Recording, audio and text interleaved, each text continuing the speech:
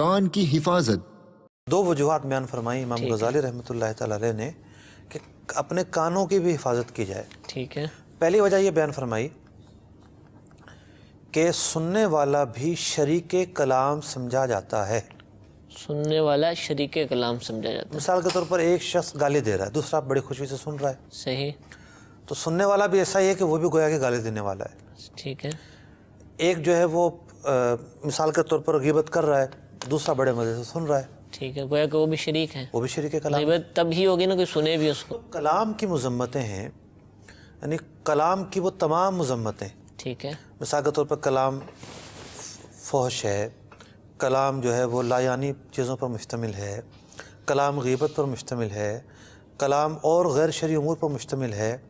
سننے والا جب اسے سن رہا ہے خوشی سے تو وہ بھی اس کا شریک سمجھا جائے گا۔ ٹھیک ہے۔ تو کان کو جو ہے وہ اس تناظر میں لینا چاہیے کہ جو بولنے والا گناہ کر سکتا ہے وہ سننے والا بھی کر سکتا ہے۔ ٹھیک ہے، تو اب اپنے کانوں کو بری بات سننے سے محفوظ رکھنا، محفوظ کیا یہ جائے اچھی صحبت سے حاصل ہوگا۔ بلا شبہ، ٹھیک ہے۔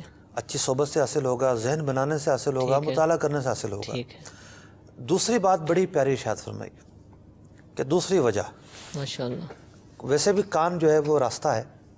جی جی۔ امام غزالی رحمۃ اللہ تعالی علیہ یہ بات فرماتے ہیں کہ کان کی مثال پیٹ کی طرح ہے ٹھیک ہے۔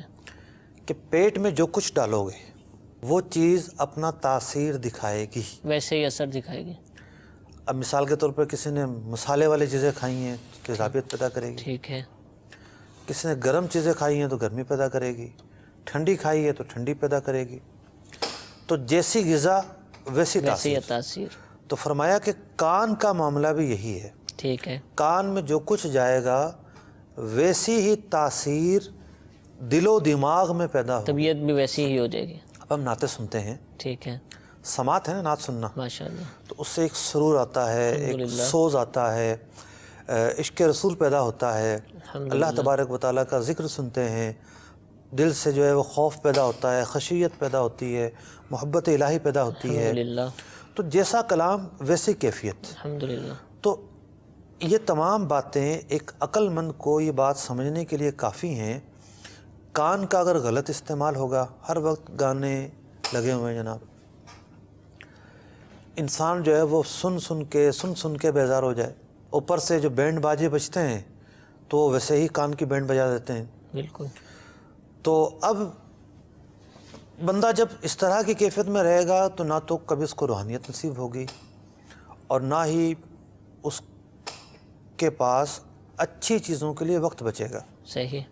اور پھر جو دل و دماغ کے اندر حکمت کا پیدا ہونا ہے، اچھائیوں کا پیدا ہونا ہے، بہتری کا پیدا ہونا ہے، اسی وقت ہوگا جب راستے ہم نے کھلے چھوڑے ہوں گے۔ ٹھیک ہے۔ تو گانے باجے یہ حرام کام ہے، ظاہر بات ہے۔ تو یہ تو حضور روح کی غذا کہا جاتا ہے، اس کو تو اس طور پر لیا جاتا ہے، بہت بڑا طبقہ ہے اس بات کا قائل، اور روحانیت گانے ہی کی باتیں کر رہے ہیں۔ باجے بلا شبہ روح کی غذا ہیں، ٹھیک ہے، لیکن شیطان کی روح کی غذا ہے، صحیح۔ انسان کے روح کی غذا نہیں ہے۔ ٹھیک ہے، ٹھیک ہے، شیطان اس سے خوش ہوتا ہے، صحیح۔ شیطان چاہتا ہے کہ بندہ جو ہے ان چیزوں میں مستی میں پڑے، سرور میں پڑے، شراب میں پڑے، شباب میں پڑے، تاکہ یہ بہرا روی کا شکار ہو۔ تو وہ انسان کو ہر وقت مستی میں رکھنا چاہتا ہے، صحیح۔ جبکہ شریعت کا تقاضا یہ نہیں ہے۔ شریعت یہ چاہتی ہے کہ انسان اللہ تبارک و تعالیٰ کی زیادہ سے زیادہ عبادت میں مصروف اس رہے۔ کے ذکر میں مشغول ہاں، رہیں۔ بہت سارے ایسے جائز کام ہیں جس سے انسان کا موڈ خوشگوار رہ سکتا ہے۔ الحمدللہ۔ صلو علی الحبیب صلی اللہ تعالی علی محمد۔ مجھے اپنی اور ساری دنیا کے لوگوں کی اصلاح کی کوشش کرنی ہے انشاءاللہ۔